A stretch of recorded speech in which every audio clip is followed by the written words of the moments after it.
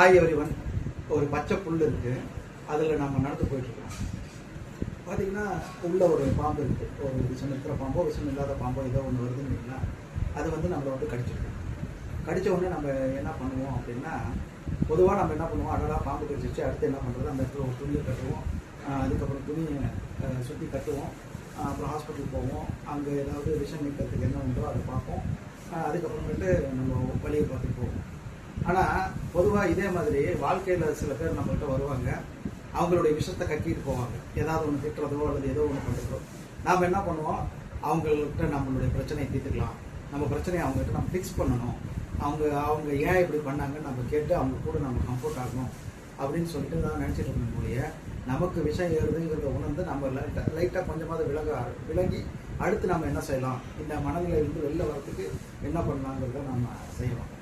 So நம்ம என்ன பண்ணணும் அப்படின்னா, அந்த மாதிரியான விஷம் இருக்கக்கூடிய நபர்கள் நம்மளை வந்து கடிச்சு பிராண்டுறாங்க அப்படிங்கும்போது அங்கேருந்து விலகி நம்மளுடைய மைண்டு நம்ம சரியாக வச்சுக்கிறது தான் நல்ல விஷயம்னு நினைக்கிறேன். நன்றி.